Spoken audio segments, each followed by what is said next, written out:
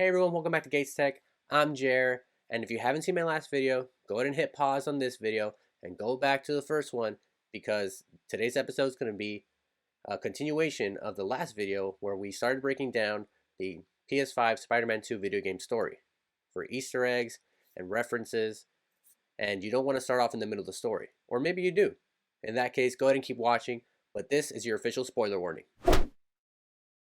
What seemed like a really bleak moment became really awesome when he wakes up and you see the Venom black suit Spider-Man that we all know and love, and he's immediately fine and he's able to rage out. You get this new power, you push down both of the analog sticks and you get to, I think it's called rage or surge or something like that, but you just go full like Venom. The screen, the outside of the screen, he gets like, has this like black tendril goo around it, and everything has a tint of black, and you just become like savage. You can feel the weight behind every punch that you hit somebody. Like, it takes them out in one hit, and it feels great. It doesn't last forever, of course, but it's such a great mechanic. It's really what you want to feel when you become Black Suit Spider-Man. You want to feel like each punch you throw hits like a bulldozer.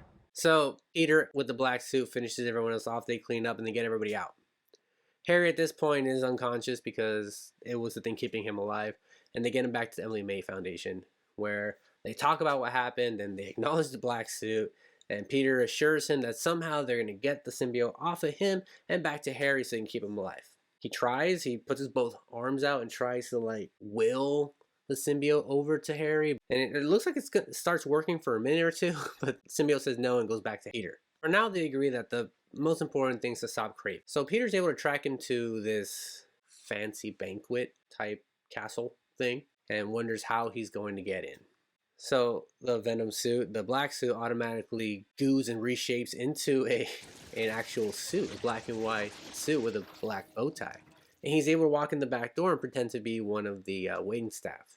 He's handed a silver platter where he's told to take this to so-and-so, which he finds out is the name of a tiger. He sneaks into his room and he opens up the room and it's a tiger. They're guarding something. So he grabs a steak and he gives the steak over to the tiger to distract it. And it's in this room that we get a little more context or backstory for Kraven. We find a letter that talks about the hunt. To him and his family, the hunt was sacred. It felt more like a ritual rather than an act or an activity.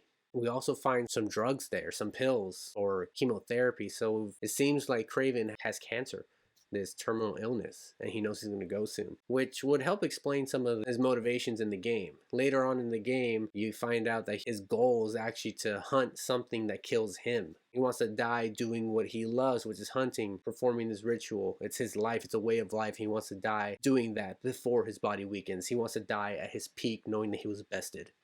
So the whole time you're sneaking around trying to find Kraven. You don't want to alert all the rest of the party, the hunters, and start a huge fight. But you're looking for Kraven because he has a serum to cure the lizard. Inevitably, somebody walks in and you're discovered, and then that's when the brawl ensues and you have to take out everyone else in this banquet mansion gala thing. And it's as you're finishing up as Peter, we get to this cutscene where Peter starts to walk towards the exit, and then he hears what ends up being an arrow coming towards his head, and he's able to turn around so quick, and Symbiote was able to catch the arrow, drop it to the ground, and he stares down the hunter that shot the arrow. Now, normal Peter, I think, would have just let him go.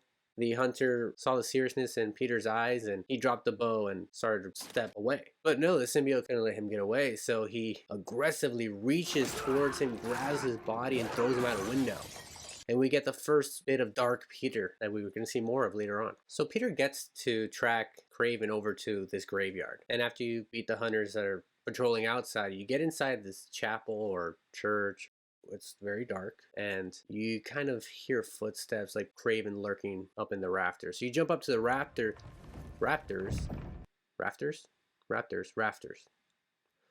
You jump up toward the beams across the ceiling, and the rain is dripping through the ceiling on a bell. It's a little bit of foreshadowing here, but you already see that the slight ringing of the bell is already annoying the symbiote. You see Peter's eyes, his vision is flickering. Kraven's able to catch him by surprise and pin him against the wall, and Kraven pulls out his knife and tries to stab Spider-Man in the chest and puts all his weight into it. You hear Spider-Man's grunting as he's trying to hold back with all his might. This giant muscle man, and he sees the serum around his neck. So with the blade plunging closer and closer to Peter's chest, he kicks him off and knocks him straight across the room into that bell. And then the symbiote likes it even less. Even Kraven starts to notice the visual spiking, irritating sensations that the symbiote's feeling. And he's able to capitalize on that.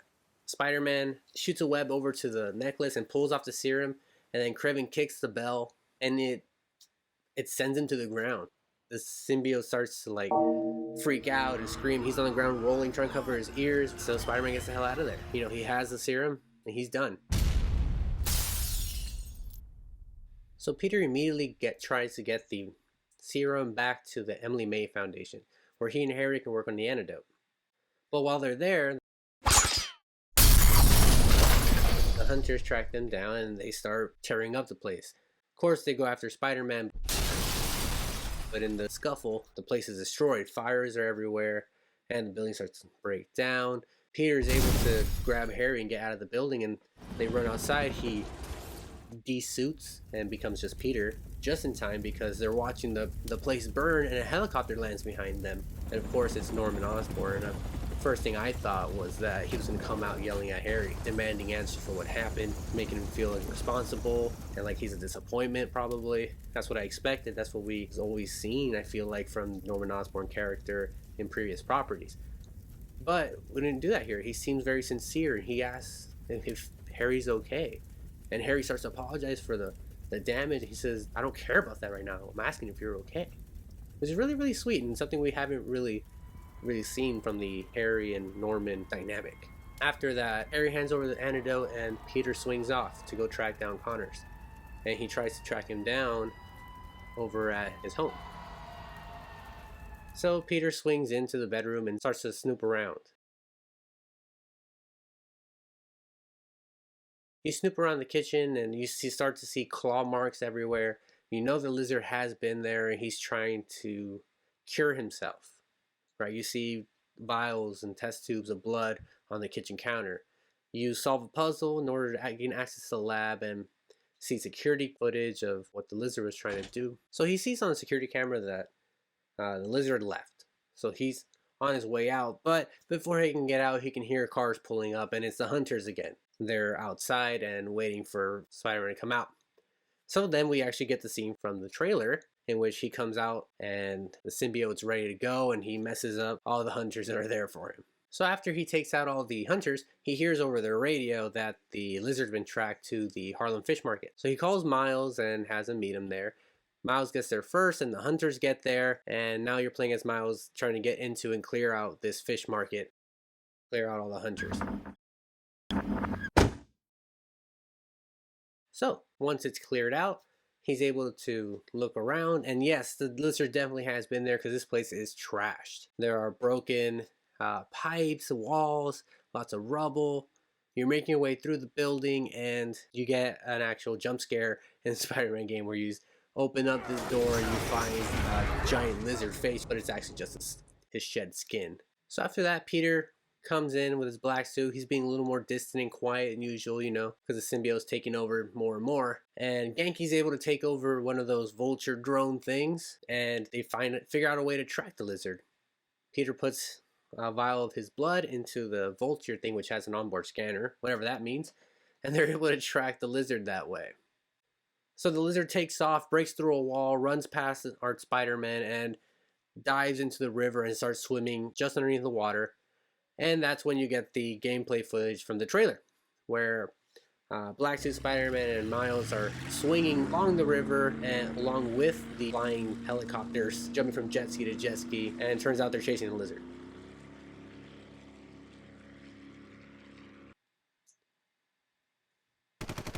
So eventually the lizard does get away, because Peter and Miles have to save the pedestrians along the river that are gonna get squished by these falling helicopters. And this is when you see how much of an inconvenience it is for Peter to be a hero now. He saves a person, but he throws them on the ground and just to be a jerk. Then he leaves, and then he tells Miles to hang back while he goes and fights the lizard on his own. And we really get to see how the symbiote is really affecting his mood now. No, he's mine. Peter's able to track the lizard to the sewer, so he's in the sewer now. He's walking along the ceiling to stay out of the water when he gets a call from Harry. Harry's just looking for an update, but he doesn't sound like himself. And neither is Peter. Harry's weak from his illness. He's still dying.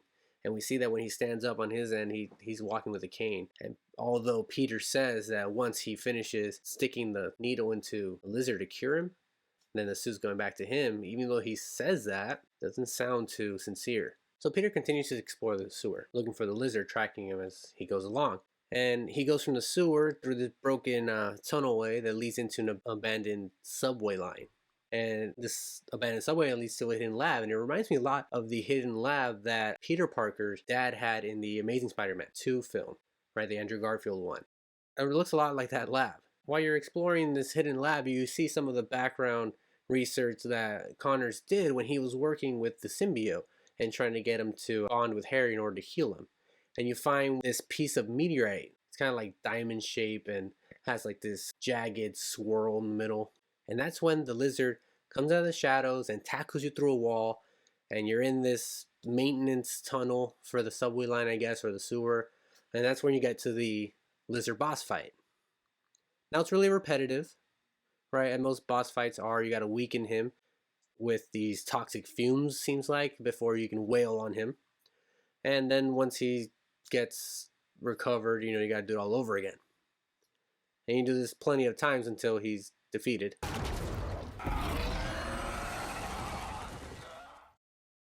But at the end of the boss fight, he breaks through the ceiling, which is the floor of the museum, the Natural History Museum. He takes apart a fossilized dinosaur.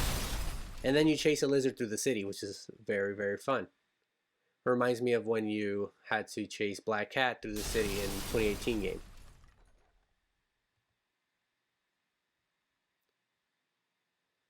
So you chase him to the city, and you eventually catch up to him, you jump on his back, and now you're riding him. And the whole time you're chasing this guy, the hunters and Kraven are riding your tail alongside you, also trying to get to him. So it's a race to get to the lizard first. You chase him through the streets, onto rooftops. He starts to climb this really tall skyscraper. Then eventually you're up on the top of this skyscraper with him, and you think you're about to end it. You think you're about to give him the antidote. But then the helicopter shows up, pulls up from behind the skyscraper, and Kraven takes out a rocket launcher or something like that and shoots the lizard, knocks him off of the building. And of course Spider-Man dives after him, but the lizard's unconscious now. And so as they're free falling with the lizard unconscious, he's just trying to inject them with the antidote. But they hit the ground before that actually happens. They break through the streets and they're back into this underground maintenance tunnel again. Not the same one, but same style. So it goes from black to Spider-Man waking up, and you see his arm is clearly broken, right? He looks at it and groans with pain, but the symbiote quickly fixes it, right? It's kind of gross, also kind of satisfying. You hear like a pop, right, as he puts these bones back together. So finally, while using the exact same techniques as before, with a toxic gas to daze him and then wailing on him, you're able to subdue him and use symbiote's tendrils to hold down every limb and hold down his mouth while Spider-Man sticks a syringe into the guy's mouth and cures him. But not before they fall into the water, and then he has to go and save this one-armed man from drowning. But he eventually saves him, takes him back to the lab, the secret underground lab, and Connor's able to explain a little bit more about the meteorite. So he tells Peter to follow him, so he follows him over to the lab where they keep the meteorite, and he pulls it out of the glass. He holds it up to the black suit's chest, and it has a reaction. First it looks like it's scared, but then I guess, I don't know, reconnected with it. It realized its mission, I don't know, because it reached out and it grabbed it. Then we get to a flashback where we see how the suit came to this earth, right? We see Norman Osborn and what I guess is security detail, and then with Connors. They go to this crash site and they find this black goo. The security detail with guns, so they approach it and Connor says, no, let me go first. I need to look at it. So he goes and looks at it. He's very fascinated, but he squats down. He reaches out to the symbiote and he grabs his arm. It latches onto his arm. Connor starts panicking. He starts pulling away, and the symbiote's not letting go. Symbiote is holding on for dear life to this guy's arm, and he starts screaming. The security detail starts pulling his other arm, and now he's being like crucified, being pulled from both ends, and he's screaming in pain, so he yells, "Shoot it off." This game gets pretty dark. Apparently this shows also how Connors lost his arm, which is pretty dark. They shot it off. When the symbiote wouldn't let go of his arm, they shot off his arm with an assault rifle. So they must have shot him like, I don't know, 50 times before they could get that arm to sever. And I guess Norman made Connors give Harry the symbiote. And I say made because it's at this moment he says they have to destroy it. They have to destroy it. Like, he already knew how dangerous it was. And this is when we see like a more permanent bond between Peter and the symbiote, because he says us. He says you have to destroy us. And things get very tense. You can hear the intense music because now you kind of know that Peter's gone full dark. And we get some camera angles like the twisting, and we get some warping going on, and we know something's about to happen. And Connors, he's scared. Black Suit Peter walks towards him. He scares the crap out of Connors and he falls to the ground. But when Connors turns around to look back at Peter, he's gone. So next, Peter ends up going home. And it's pretty late, so he's tired, and he lays down in bed. Mary Jane tries to talk to him about her story, and she wants him to read it, but he dismisses her and says, "I'm going to sleep," basically. And he goes to sleep. Then Mary Jane looks out the window because she hears something outside, and it's the hunters shooting out all the street lights. So she grabs her taser because she knows they're coming, and you hear them creeping up, going up the stairs, and she one by one takes them out as she makes her way from the bedroom to the basement, where she tries to find a way out. She grabs some of Peter's web shooters and attaches them to her taser, and now she's able to web up bad guys and tase them.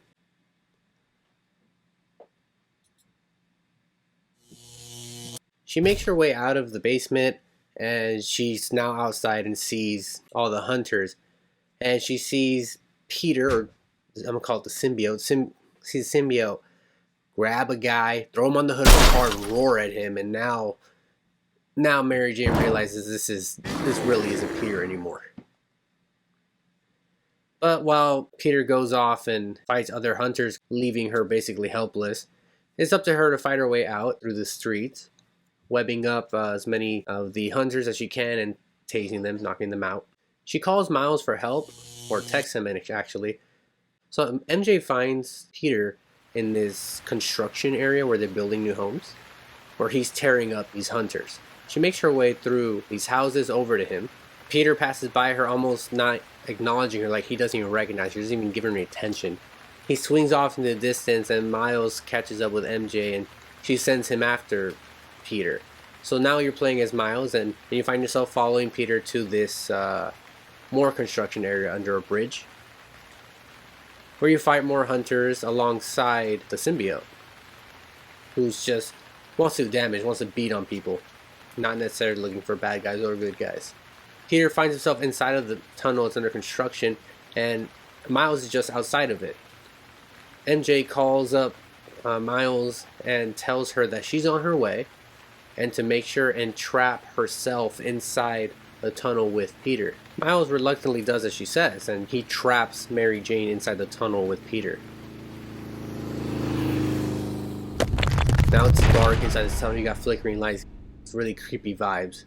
Now once inside, you as Mary Jane are making your way through this dark tunnel, and you finally find this area of lights that you walk into, and from the shadows jumps out the symbiote at you and tries to attack you. And you fortunately will get out of the way, but in the scuffle, a jackhammer gets knocked over and starts banging it against these pipes, which make them ring, and the symbiote doesn't like.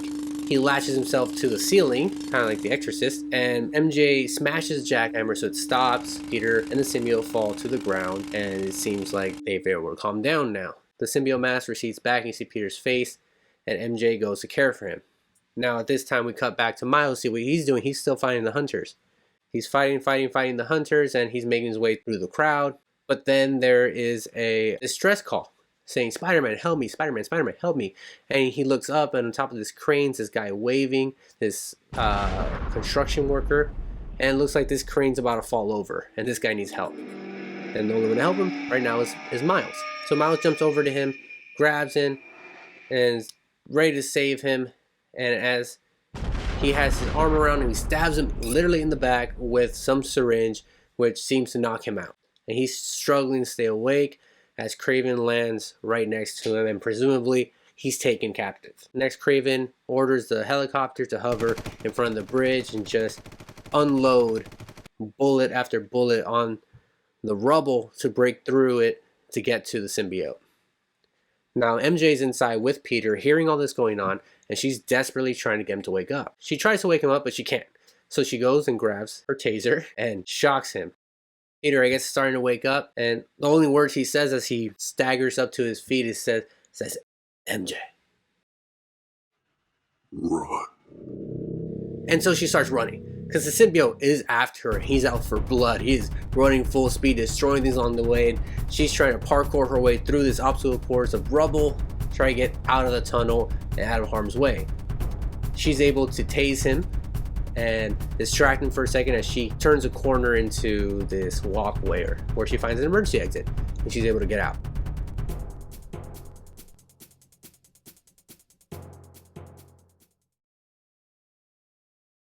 Now with Miles taken, MJ running away, we cut to black and we get these flashes of the meteorite, the one that we saw in Connor's lab. Then we cut to black again, and it's Peter waking up on a park bench. Like everything's normal. Anyway, he wakes up and he talks to Harry on the phone, and Harry talks about how much he needs the suit back, but Peter starts to justify him keeping it. He says things like, "I'm Spider-Man, the black suit makes me a better Spider-Man. If I'm a better Spider-Man, the whole city benefits," and he's really trying to justify letting his best friend die. Not very superhero-y of him to do that.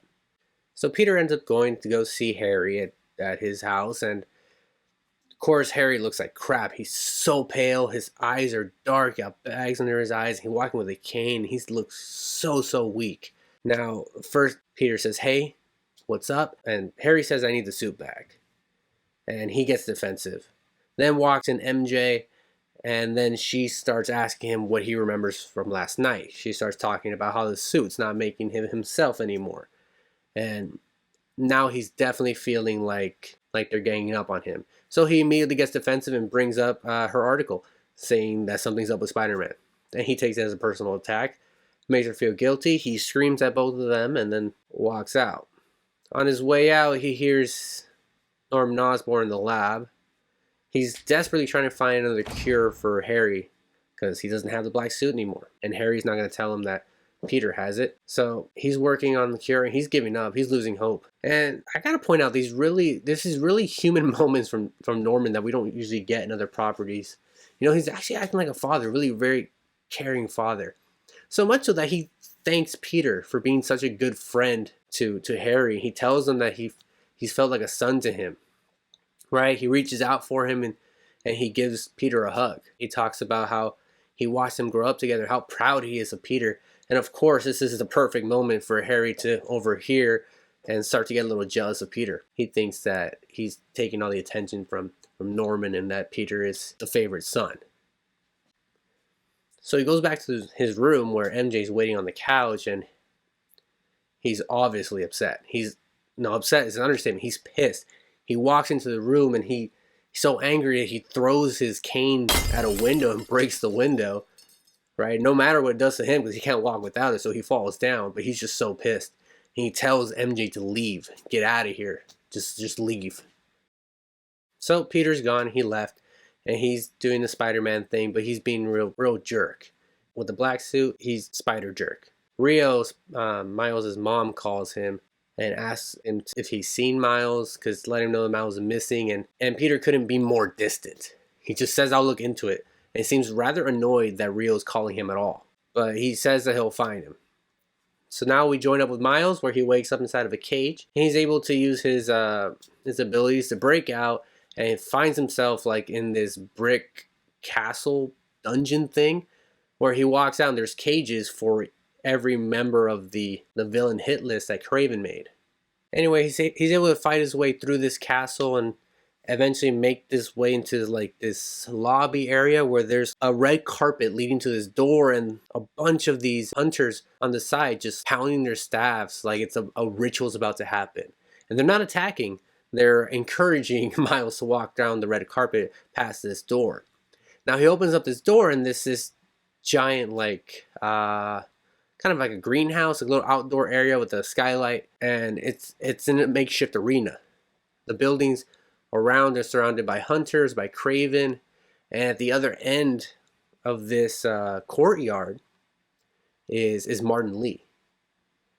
And what's been going on is they've been watching Martin Lee fight other people to the death, and that's what they want Spider-Man to do, is to fight Martin Lee to the death. Only one can leave. And for the side of Miles that wants revenge, this is a dream come true, right? He finally gets to have some face-to-face time with his father's killer and an excuse to really unload on him. And Miles does unload on Martin Lee. It seems like he's out for blood. And there's a moment where Martin Lee has the upper hand and looks like he's about to stab Miles, and he says, "You're not going to win this." Spider-Man doesn't kill, and Miles says, "You've never fought this one before." Because he really does plan on killing him. Miles is able to get the upper hand, and you're able to drain his life bar, right? It means you win the fight. But in the next cutscene, Martin Lee grabs him by the collar and says, "Let's do this my way." And he takes him into that blue mind spirit realm where he becomes a giant demon. And he's really starting to mess with Miles' head. He starts picking at his insecurities.